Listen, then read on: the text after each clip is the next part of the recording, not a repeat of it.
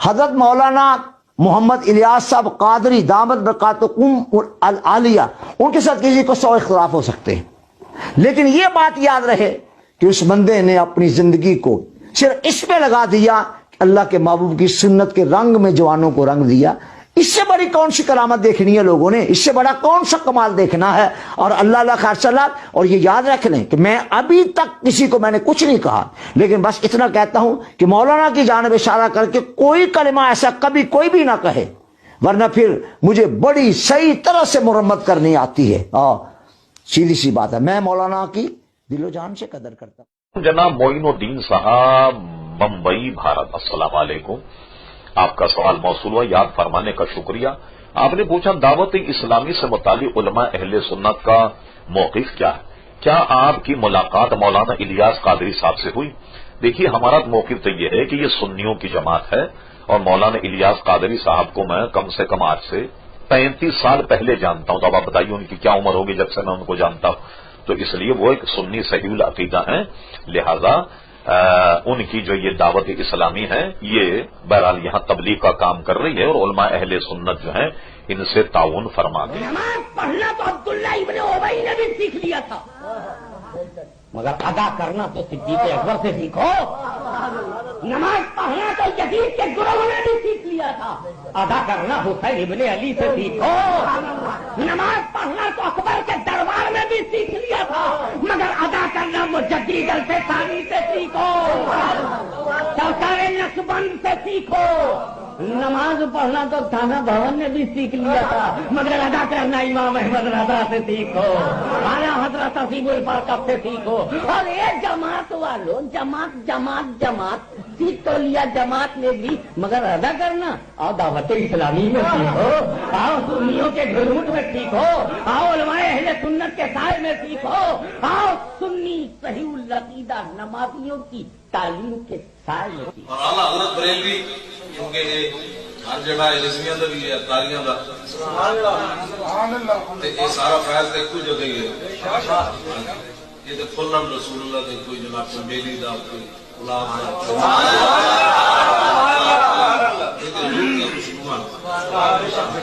یہ سارے رسول اللہ دی۔ آپ آگے بڑھیں اور دعوت اسلامی کا کھل کر ساتھ دیں، نکلے قافلوں میں ان کے ساتھ سفر کریں، صحیح العقیدہ قافلوں والوں کے ساتھ، مجھ پر اپنے ایمان کی ضمانت چھوڑ دیں۔ قیامت میں میرا گریبان پکڑیے گا، میں کہتا ہوں نکلو ان کے ساتھ، جاؤ اللہ کی راہ میں سفر کرو، جاؤ اجتماعات میں جاؤ، ہر امام باندھو،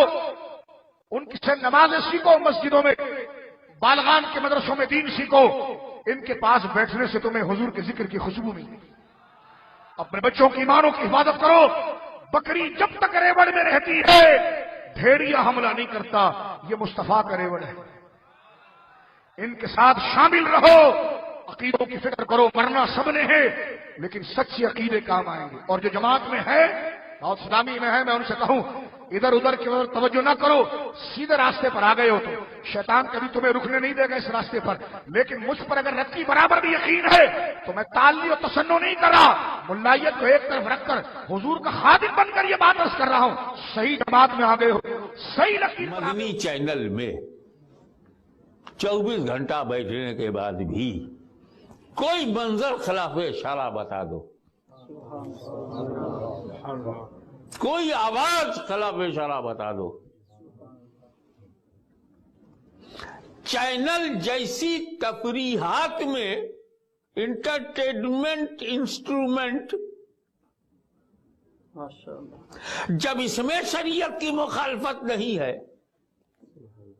جب مشین کو غلام بنا لیا گیا، مشین میں دین ڈال دیا، مشین دین کے خلاف نہ سوچتی ہے، نہ بولتی ہے، نہ دکھتی ہے، نہ دکھاتی ہے، جب مشین پر دعوت اسلامی کا اتنا قبضہ ہے، تو اگر ان ہاتھوں سے دین لیا جائے، دعوت اسلامی میں آ کر دین لیا جائے، ہمیں جب مشین کا مزاج بدلا جا سکتا ہے تو تمہارا مزاج بدلنے میں کیا لگے گا؟ 200 ممالک میں مدنی چینل دیکھا جا رہا ہے، ہمیں ہر جگہ سے بچے۔ میں اس موقع پر اپنے دل کی تہی گہرائیوں کے ساتھ امیر اہل سنت، قائد اہل سنت حضرت علامہ ابوال بلال محمد الیاس قادری حفظہ اللہ تعالی کو گہرائیوں کے ساتھ مبارکباد پیش کرتا ہوں کہ وہ خیال، وہ دل کا درد جو امت کے لوگ اپنے سینوں میں دبائے اور چھپائے پھرا کرتے تھے، اسے انہوں نے محسوس کیا اور اپنے بزرگوں کی ایما پر اور اپنے مرشد کا فیضان ساتھ میں لے کر، ان کی دعائیں ساتھ میں لے کر اس تحریک کی بنیاد ڈالی، جسے دنیا اہل سنت والجماعت کی واحد عوامی اور اسلامی تحریک دعوت اسلامی کے نام سے جانتی اور پہچانتی ہے۔ آج مجھے بہت خوشی ہے جس تنظیم نے سب سے آگے بڑھ کے حصہ لیا ہے اور احقاق حق اور ابطال باطل کے لیے جس تنظیم نے اور سنتوں کی تبلیغ کے ذریعے سب کے سینوں کو مدینہ بنایا ہے، وہ تنظیم کوئی اور نہیں، وہ دعوت اسلامی۔ حضرت قبلہ الحاج شیخ مولانا محمد الیاس اتار قادری صاحب دامت فیوزہم کے بارے میں کچھ کہیں۔ ہمارا زمانہ نا میڈیا کا زمانہ ہے، اس زمانے میں نا کسی کے بارے میں کچھ کہنا یا کسی کے بارے میں کچھ نہ کہنا، اس کو مختلف رنگ دیے جاتے ہیں، مختلف انداز کے ساتھ اس کو پیش کیا جاتا ہے۔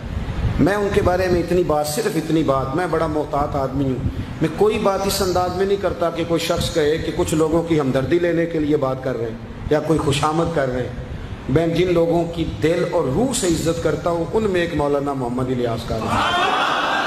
کل بھی، اور میں انہیں اس دور میں جن لوگوں نے بڑا احسان کیا ہے نا امت کے ساتھ، ان لوگوں میں ایک آدمی میں ان کو جانتا ہوں۔ لیکن اس کا یہ معنی بالکل نہیں ہے کہ میرے کو تعریف کرنے سے کوئی بزرگ بڑا ہو جائے گا۔ میرے تعریف کرنے سے انہوں نے کام کیا ہے اور بڑی محنت کے ساتھ کیا ہے اور بڑی جد و جہد کے ساتھ کیا ہے، اور ان کے عقائد، ان کے نظریات وہی نظریات ہیں جو 1400 سال سے امت مسلمہ کے نظریات ہیں۔ 3 اتار گزرے ہیں، 3 وہ بڑا خوبصورت اس دن قبلہ شاہ صاحب نے بیان کیا۔ یہ پہلے اتار ہیں حضرت خواجہ فرید الدین اتار رحمۃ اللہ تعالی علیہ، دوسرے ہیں حضرت خواجہ علاؤ الدین اتار حضرت شاہ نقشبند بخاری رحمۃ اللہ تعالی علیہ کے خلیفہ، اور تیسرے ہیں ہمارے اتار امیر اہل سنت حضرت علامہ مولانا ابو بلال محمد الیاس اتار قادری رضوی ضیائی مدد اللہ علی، اللہ ان کو سلامت رکھے۔ اور حضرت کو دیکھ کے حضرت اسلاف یاد آتے ہیں۔ حضرت یہ اب جو رہ گئی نا خانقاہوں میں بس کرامتیں نہیں تھیں حضرت، وہاں علم ہوا کرتا تھا۔ وہ جو آپ دیکھتے ہیں نا مدنی مذاکرہ، وہ مدنی مذاکرہ دیکھ کر مجھے یاد آتا ہے حضرت امام ابو حنیفہ کی مجلس ایسی ہوتی ہوگی، حضرت بیٹھے ہیں، امام یوسف بیٹھے ہیں، امام ظفر بیٹھے ہیں، امام محمد بیٹھے ہیں، اور وہاں بیٹھ کر حضرت علم پر گفتگو کیا۔ او بھائی یہی تو ولایت ہے، یہی تو کمال ہے، اور کیا کمال ہے؟ مولانا الیاس قادری کے خلاف کتے نہیں اسلامی حضرت مولانا محمد الیاس قادری صاحب جو ہے، انہوں نے سیدنا امیر معاویہ رضی اللہ تعالی عنہ کے نام پر 22 مساجد بنانے کا اعلان کیا۔ اس پر کچھ لوگوں کو رنج ہوا اور انہوں نے باتیں بتانا شروع کر دیں اور ان سے جھگڑے شروع کر دیے، اور پھر حضرت امیر معاویہ رضی اللہ تعالیٰ عنہ کی شان صحبت کو نہیں دیکھ رہے کہ آخر وہ صحابی کس پیغمبر کے ہیں، اور ان کے بارے میں سرکار دو عالم صلی اللہ علیہ وسلم نے ان کا نام اپنی زبان سے کتنی بار اس انداز میں لیا کہ معاویہ کو بلاؤ کہ آئے اور حدیث لکھے، آئے اور آیت لکھے، آئے اور میرا خط لکھے، یعنی کتنا راز۔ لیکن ان 2 جماعتوں نے بڑا کام کیا یہاں آنے کے بعد میں نے مشاہدہ کیا، دعوت اسلامی، سنی دعوت اسلامی، ان کے امیروں کو اللہ پاک اور زیادہ خدمت کی توفیق بخشے، اور جو اس کے کارکنان ہیں، جو مبلغین ہیں، جو سنیت کی انتھک کوشش کر رہے ہیں سنیت کی خدمت کی، اللہ پاک ان کو سلامت رکھے۔ آپ نے واقعی کوئی چینل دیکھنا، مدنی چینل دیکھو، سویرے لاؤ مدینے والے کی بات ہوتی ہے، دوپہر لگاؤ مدینے والے کی بات ہوتی ہے، رات لگاؤ مدینے والے کی بات ہوتی ہے۔ تبھی میر اہل سنت نے مدرسے بنائے، نام کیا؟ مدرسۃ المدینہ، جامعہ بنائے جامعۃ المدینہ، اور ایک کتابوں کا شعبہ بنایا المدینۃ العلمیہ ہے، مکتبۃ المدینہ، اور ہر طرف مدینہ مدینہ ہے۔ اس بندے کے ساتھ جڑ جاؤ، خدا کی قسم خدا بھی راضی ہو جائے گا، مدینے والا بھی راضی ہو جائے۔ یہ تو اللہ تعالیٰ بھلا کرے امیر اہل سنت مولانا الیاس قادری دامت برکاتہ خدا کی قسم میرے غوث پاک کا نائب ہے، غوث العظم کے نائب ہیں، اور وہ عظیم اللہ کا ولی جس کی ایک کرامت نہیں ہے۔ مدنی چینل دیکھو تو الگ کرامت ہے، مدارس المدینہ دیکھو الگ کرامت ہے، تعلیم بالغہ ایک الگ کرامت ہے، اور اتنا بڑا تعلیمی نیٹ ورک ایک الگ کرامت ہے، فیضان مدینہ کی بھرمار ایک الگ کرامت ہے، اور ہر شہر کے اندر دارالفتاء 1000 طارق جمیل اکٹھے کرو، الیاس قادری کی جوتی کے ساتھ نہیں ملتے۔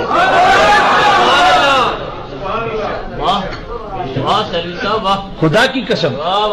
مجھے بتاؤ، اتنا متقی پرہیزگار عالم جس نے نجدیت کے تابوت میں ایسا کیل ٹھونکا ہے، امیر اہل سنت مولانا الیاس قادری دامت برکاتہ القدسی۔ بسم اللہ الرحمن الرحیم۔ آج جامعہ فیضان مدینہ میں حاضری کا موقع نصیب ہوا۔ تمام شعبہ جات کو تو نہیں دیکھ پایا، لیکن چند شعبہ جات کو دیکھ کر قلبی مسرت اور فرحت ہوئی ہے۔ اللہ تعالیٰ کی بارگاہ میں بصمیم قلب دعا ہے کہ اللہ تعالیٰ مزید ترقی اور عروج نصیب فرمائے، اور اسلام کی نشت ثانیہ کے لیے اس مرکز کو ایک بہتر کردار ادا کرنے کی توفیق نصیب فرمائے۔ میری دعائیں ہیں اللہ تعالیٰ اپنی خاص رحمتوں کا حصار نصیب فرمائے، اور ہم سب کو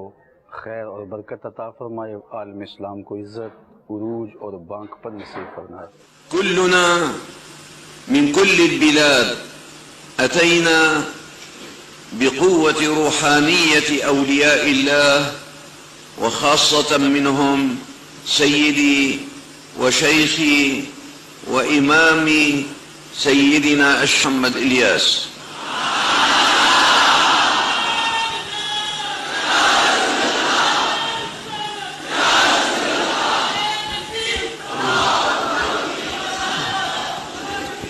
حضور فرما رہے ہیں کہ ہم سب اپنے اپنے گھروں سے اور مختلف دنیا کے ممالک سے یہاں پر جو اللہ عز و جل کے اولیاء اللہ کی نظر عنایت کی ہے،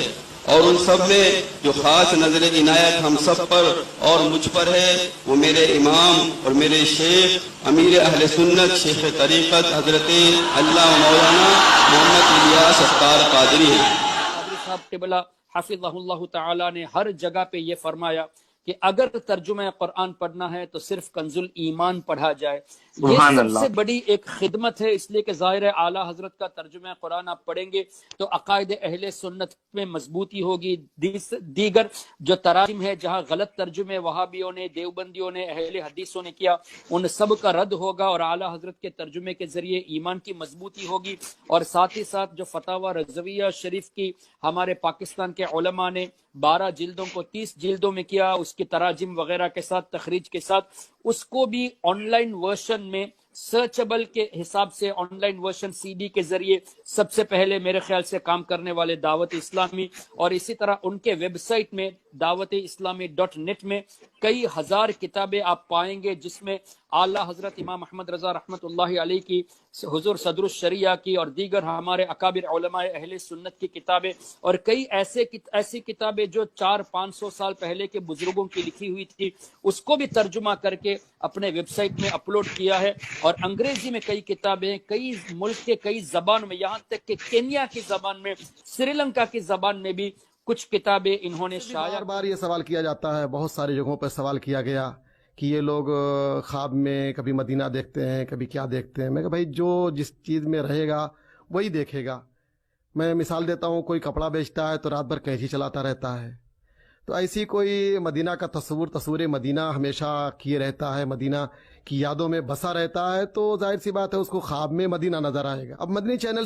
کے بارے میں تو میں بہت پہلے سے یہ سوچتا رہا، بلکہ میں اپنی نجی مجلسوں میں انفرادی طور پر اپنے ان اسلامی مبلغین سے کہتا رہا کہ بھائی میرا اپنا جو نظریہ ہے، میں سمجھتا ہوں کہ آج کے حالات میں حاجت کا تحقق ہو چکا ہے۔ ایک حاجت یہ ہمارے فقہی اصطلاح ہے کہ اگر اس پر عمل نہ کیا جائے تو بہت سارے لوگوں کے دین، ایمان، عزت، ناموس یہ دشواریوں میں، خطرے میں مبتلا ہو جاتے ہیں۔ تو میرے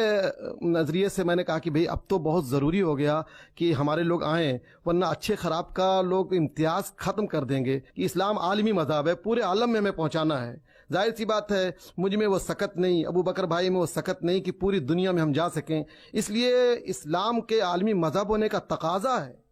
کہ یہ الیکٹرانک میڈیا یہ نعمت الہیہ ہے اس وقت، اور اسے استعمال کیا جانا چاہیے۔ اگر اس کو استعمال نہیں کیا گیا تو وہ دن دور نہیں کہ ہم لوگ بیٹھ کے اپنے کمرے میں ماتم کے سوا کچھ نہ کر سکیں گے. مدنی چینل سے متعلق مجھے بتایا گیا